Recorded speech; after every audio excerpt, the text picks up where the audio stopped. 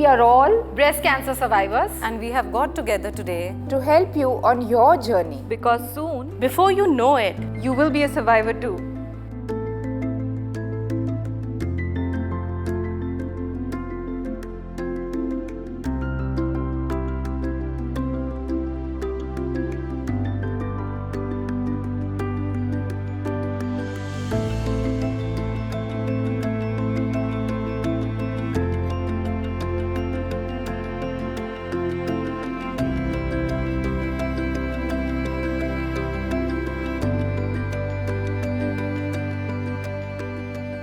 let me tell you right away, breast cancer is not the end of the world. In fact, it is the most curable form of cancer if diagnosed early.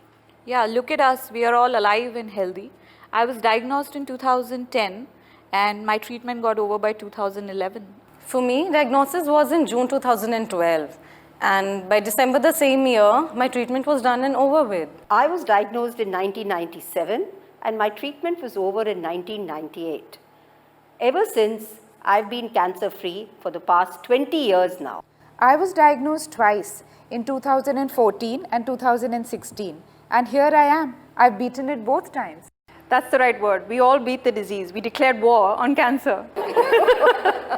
So what was the first battle in this war? Coming to terms with the diagnosis, I was in utter shock. My husband was distraught. In fact, the FNAC doctor told me to take care of him. I felt it was a nightmare, and I wanted somebody to quickly shake me awake.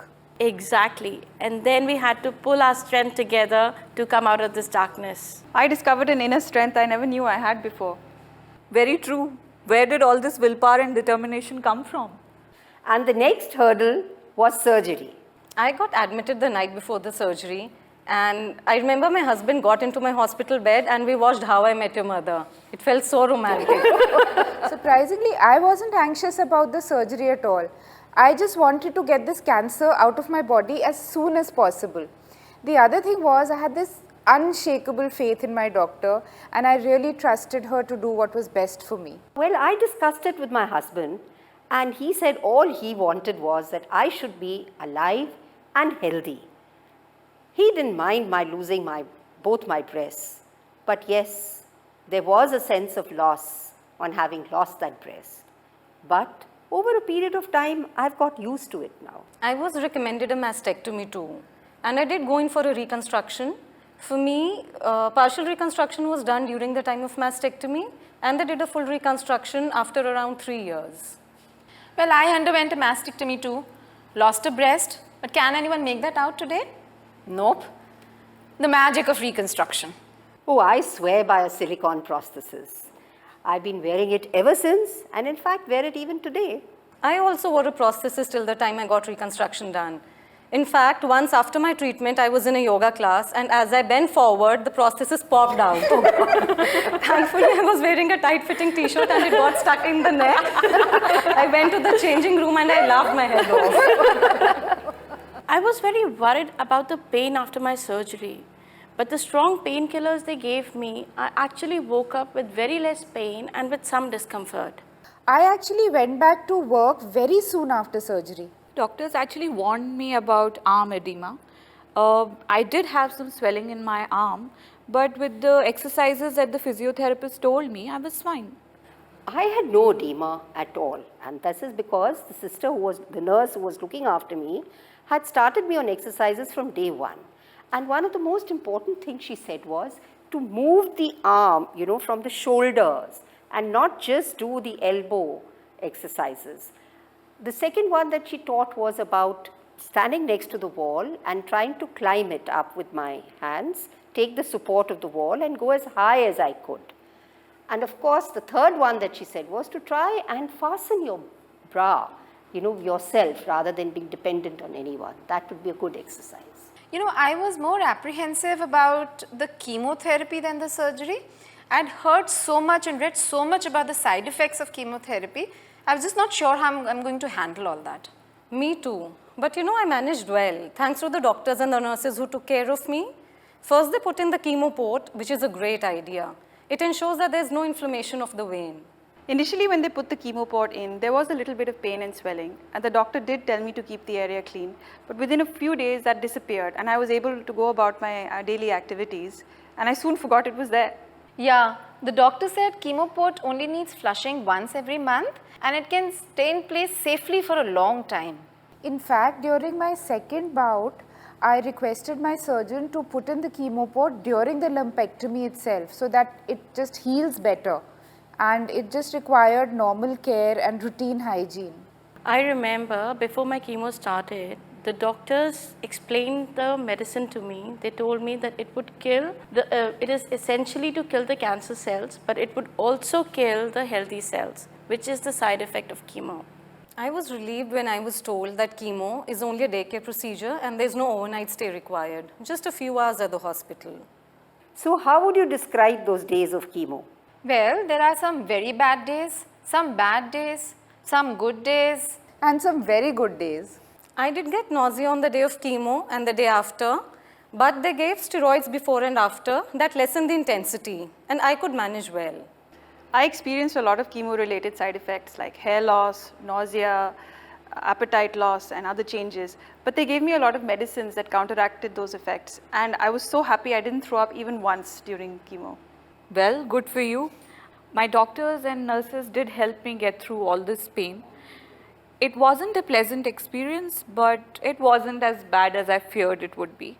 And I kept telling myself that I have to go through this to live a healthy life. During chemo, it's very important to stay clear of infections. You know, the immune system is very weak at that time. I tried to stay in a clean environment, see that I had no cuts or abrasions anywhere on my skin. I told everybody that even if they had a sea of a cold, I won't be meeting them.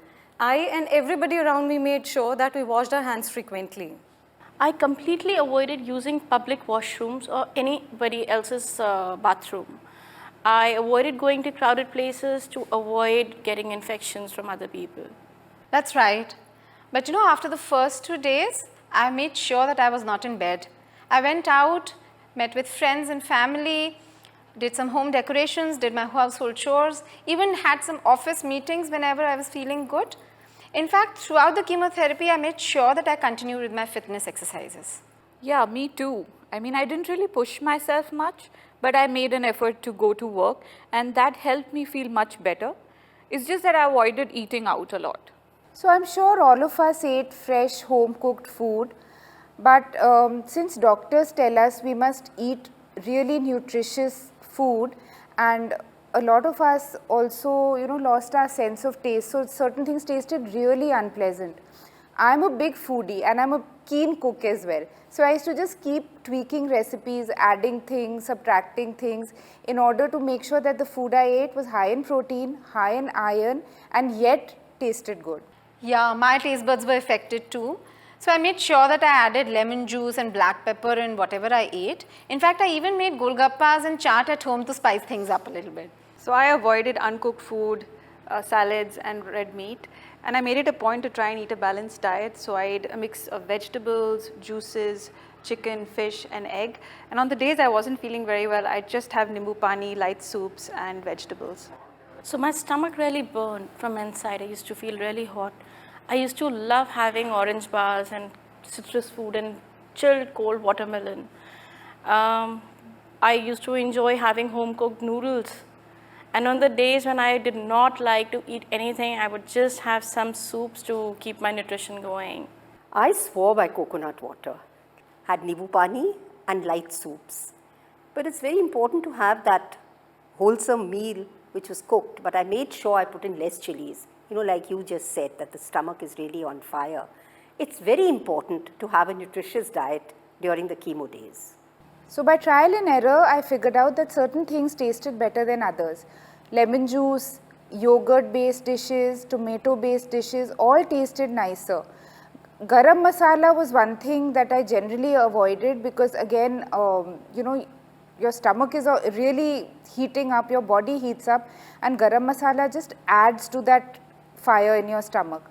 So things like curry, any tomato-based gravies, tomato soup, things with coconut milk and lemon. So I tried a lot of recipes, South Indian style, or Sri Lankan style. I did a lot of baked things with lemon juice. And again, the important thing is to hydrate yourself. So again, lots of soups with healthy vegetables like beetroot, spinach, and in all these soups I used to put a teaspoonful of dal just to make them more protein rich. Hey, those are delicious ideas. They would definitely have cheered me up during those days. Yeah, that would have cheered all of us up, even when our hair began to fall off in clumps. I started to lose my hair within a few weeks of starting chemo. And initially it was quite slow, but then the pace of it really started to accelerate. And I remember my scalp really hurting. And one morning waking up and realizing that it was time, I asked my husband to shave my head, and it was the best feeling. And look at me now, all these months later, my hair's back and looks better than ever. You know, I loved my hair. I had really nice long hair. But I decided that I'm going to cut it off really short in the beginning. And just before my chemo, I got my hair shaved. It was a small price to pay for living healthy, longer life. I knew it's going to be a temporary loss, so it really didn't traumatize me all that much. I had a couple of caps which I used to wear more for variety or a change of style. Mostly I just went about bareheaded. I used to paint my eyebrows a different shape every time I went out, wear long earrings, and people actually asked me, you know, had I been to Tirupati and shaved my head. I hear there are some very nice wigs available, and you know the doctors also tell you where to get them from. Yeah, I bought a wig, but I hardly wore it. It made me feel very hot. I actually experimented with a lot of headscarves and caps, and I watched online videos to teach me how to tie them. Should I show you? Yes. Yeah, show us, fashionista, show us. So this is one of the caps that I wore a lot. Oh my God, it makes you look like an artist from Paris. And then I really enjoyed wearing scarves. They helped to keep my head warm on days when it was cold, especially in those cold hospital rooms.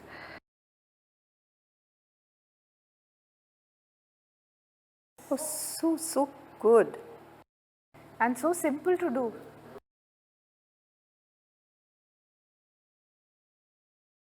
This is looking so nice. I bought a wig too, but I wore it only once or twice. I usually wore a scarf when I went out. And since I wasn't feeling self-conscious of how I was looking, I never got those "what happened to you" looks from people. You're right. I mean, I took some time to get used to it, but then I carried my bald look with a lot of confidence because I knew it was temporary, and it was. This is my own hair. So after chemo, did you all have to go through radiation also? Thankfully, I didn't have to do that.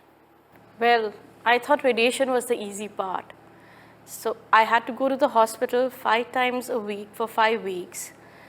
But there was no pain, only my skin darkened a bit. And there was slight soreness, for which the doctors prescribed some oils and gel, which really helped soothe the skin. I completely agree. I also had a little bit of soreness, redness and darkening of skin, but the doctors gave me medication which helped with those symptoms. I stopped wearing a bra throughout my radiation and also wore loose and comfortable clothes, which really helped. I did experience some tiredness and fatigue, but I made an effort to sleep on the days when I was really tired and to stay hydrated. Ditto here. Compared to chemotherapy, radiation was an absolute breeze. What was nice was that the hair starts growing back, your taste gets back to normal, and of course there is a little bit of soreness and peeling skin, but the doctors make it very manageable.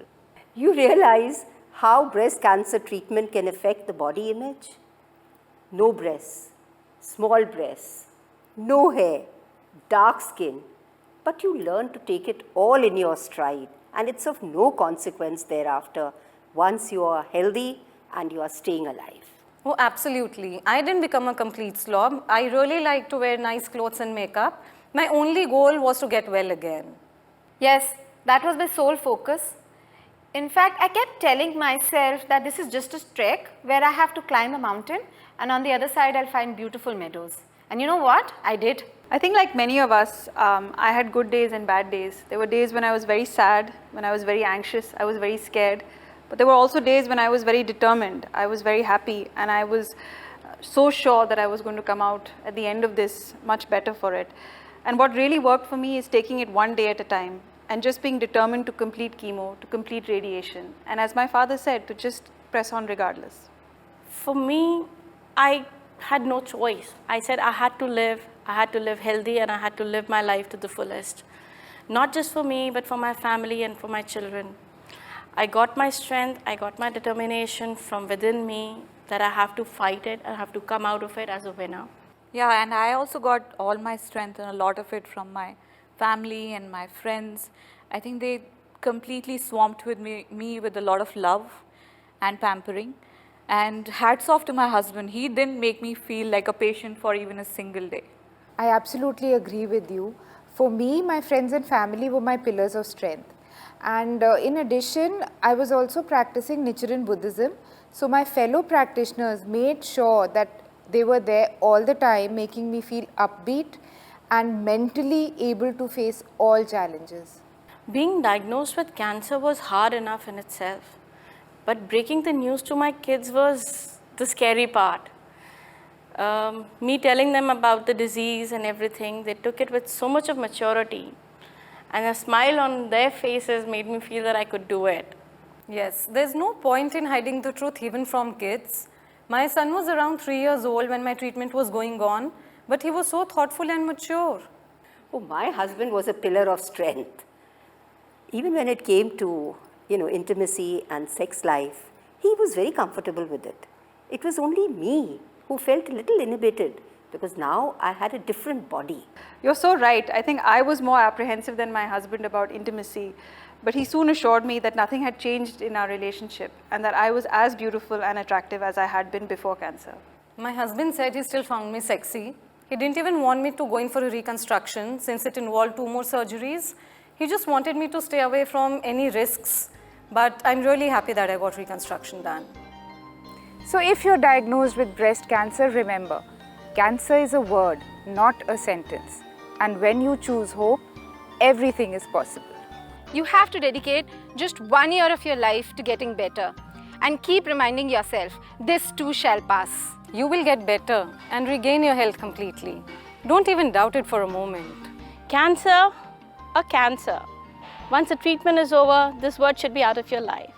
Just live your life healthy, stress-free, exercise regularly, and enjoy yourself. Research shows that maintaining an ideal body weight, regular exercise, and keeping yourself happy reduces the risk of recurrence. So keep positive and live healthy. A breast cancer diagnosis can be overwhelming, but don't lose hope. Trust your doctors, have faith in the treatment, and just know one day soon you'll be well again. There is life after cancer, and in fact, a very good life. And I'm a living proof of that. For me, there's new life after cancer. I am 5 months pregnant today, and it's after 8 years of beating cancer, and it's just the best thing ever.